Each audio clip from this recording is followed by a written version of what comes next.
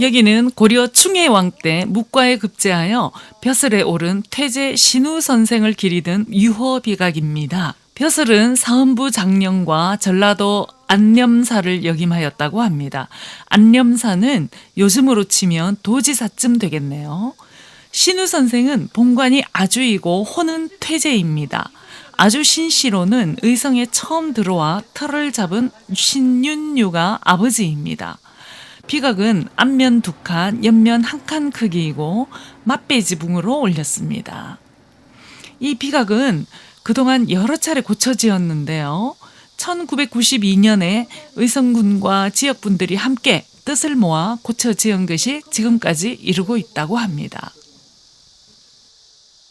비각 안에는 빗돌이 3개가 있습니다.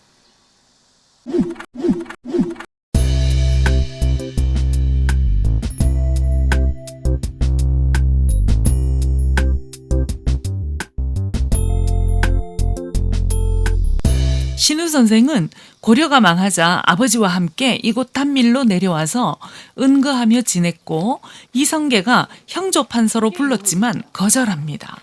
아버지 또한 높은 벼슬을 그만두고 내려왔으니 두 임금을 섬길 수 없다는 절개로 가득한 충신이었네요.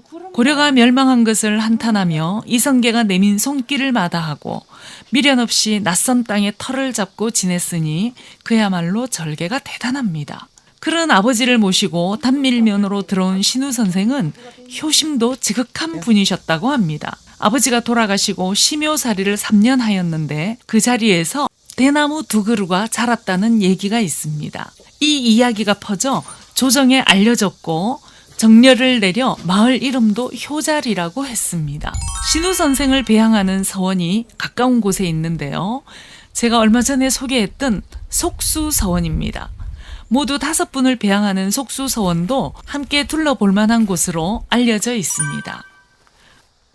의성군 단밀면 주선리에 있는 신우 유허비각을 둘러봤습니다.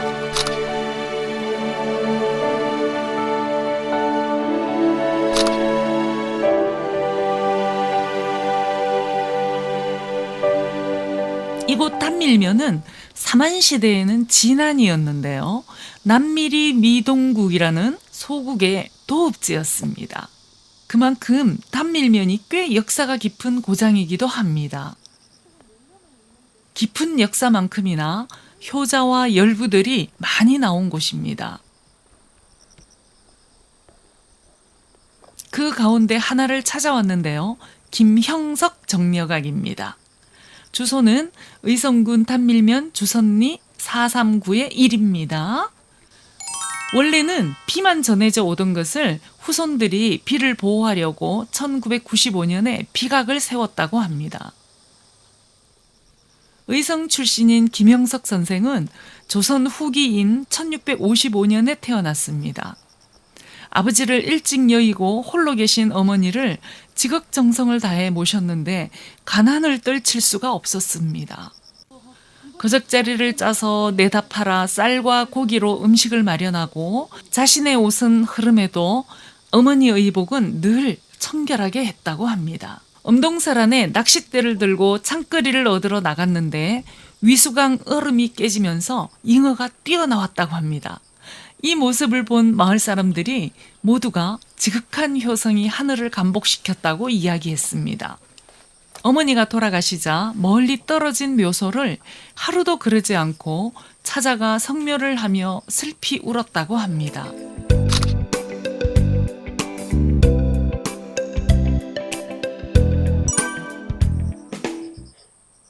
가난한 살림 때문에 어릴 때 글을 배우지 못한 한을 스승을 찾아가 스스로 공부하며 글을 익혔다고 합니다. 선생은 49세에 생을 마감했는데요. 뒷날 어사 박문수가 이런 사실을 듣고 조정에 알려 정렬을 내렸습니다. 포상과 함께 통훈대부 호조좌랑에 정직이 되었고 정렬을 내린 해는 1737년입니다. 절절한 효심 이야기를 찾아볼 수 있는 단밀면 주선리 김형석 정려각이었습니다.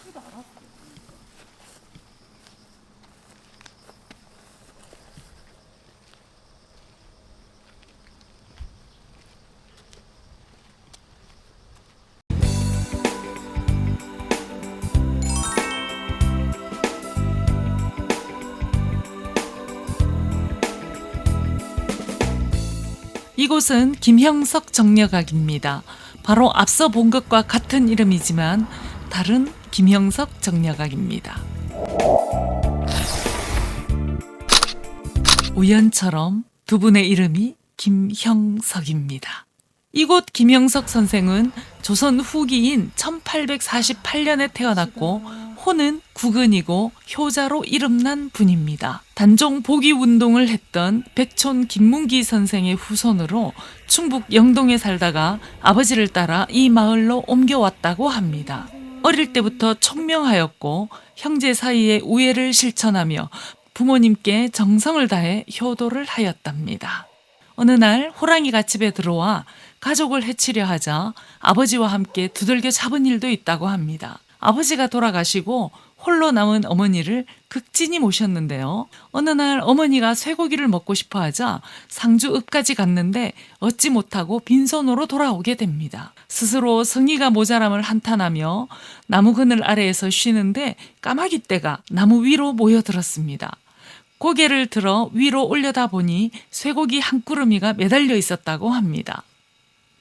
글쎄요, 조금 믿기지 않은 이야기지만 그만큼 진심 어린 효심을 이야기하고 싶었던 게 아닐까요? 정성 어린 효도에 어머니는 72세가 되도록 사셨고 어머니가 돌아가시자 묘소를 마을 뒤에 두고 하루 3번씩 시묘를 했습니다. 정려각은 담장으로 보호를 하고 있고 관리를 자주 하는 듯 깨끗했습니다. 단청도 빛깔이 또렷이 살아있어 깔끔해 보입니다. 비에는 효자 부호군 김영 김공 형석 집이라고 쓰여 있습니다. 정려각 글자를 노란 금색으로 써서 그런지 더 묵직한 느낌으로 보입니다. 단청도 무척 깨끗하지요? 뒷면에도 빼곡하게 글을 새겼습니다. 효자 김형석 선생에 대한 자세한 내용이 적혀 있겠지요.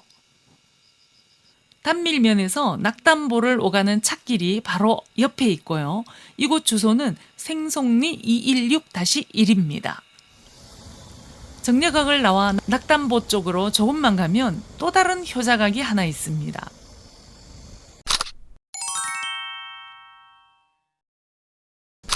따로 담장은 없고 빗돌과 비각만 해놓았네요. 길가에 덩그러니 있지만 깨끗하게 관리하고 있습니다. 효자각이라 쓴 글을 가까이서 보니 나무가 아니라 동판입니다. 편액을 동판으로 한 곳은 드문데 이곳에서 보게 됐네요. 이 효자각은 한 칸짜리 맞배 지붕으로 했고요. 사방에 막힌 곳 없이 홍사를 해놓아서 안쪽은 훤히 볼 수 있습니다. 찻길 바로 옆이고 차가 많이 다녀 조심해서 돌아봅니다. 고종 때인 1870년에 태어난 권상도 선생은 효행이 널리 알려져 1926년에 이 효자각을 세웠습니다. 비에는 효자 안동권공 상두지비라는 글이 쓰여 있습니다. 권상도 효자각을 지나 낙담보로 가다 보면 박서생 청년통신사 공원이 있습니다. 낙담보를 조금 못 가서 산비탈 아래에 효부각이 있는데요. 바로 안동권 씨 효부각입니다. 효부 권모걸에 관한 이야기를 알 수 있는 곳이고요. 이름을 밝혀놓은 글은 효부각이기도 합니다. 권모걸은 1887년에 태어난 분이네요.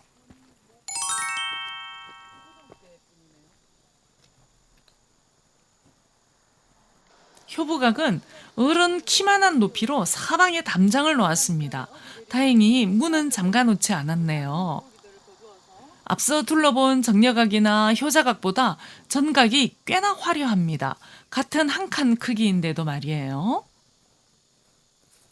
겹쳐마이고 지붕을 받치는 공포가 다포식이라 높이가 우뚝 솟았고 그래서 더 웅장해 보입니다.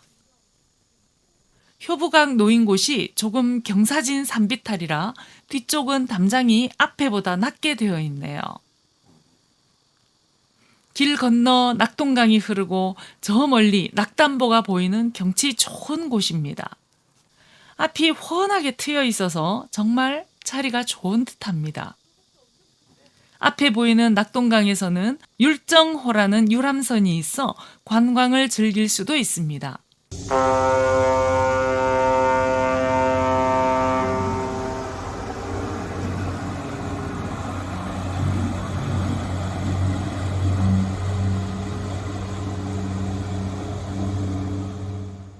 안동권 시인 권목을 선생은 어려서부터 성품과 몸가짐이 단정하고 혼인을 하고는 시어른을 극진히 모셨다고 합니다. 시어머니가 중풍으로 몸져 눕자 거처를 늘 깨끗이 했고 수저질도 해드리면서 지극정성으로 모셨습니다. 어려운 집안 살림 탓에 반찬이 없어 낙동강에 가서 어부들이 버리는 생선을 주어 찬을 해드렸다고 합니다. 반찬을 해드리고 남은 생선은 버리지 않고 말려서 또 오랫도록 찬을 해먹었다고 하네요. 효부각에는 따로 바닥에 단을 두지는 않았고요. 주춧돌을 화강암으로 다듬어서 놓고 기둥을 올렸습니다. 사방을 홍살문으로 해놓아서 어디서든 비를 살펴볼 수가 있습니다. 지붕을 받치는 공포가 다포식이라 효부각이 더 웅장해 보이지 않나요? 단청의 색도 아주 생생하고 또렷해서 가까이서 보면 정말 놀랍습니다.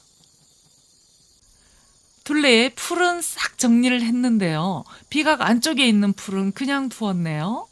풀 정리하며 날이 짧아서 그냥 둔 건가요?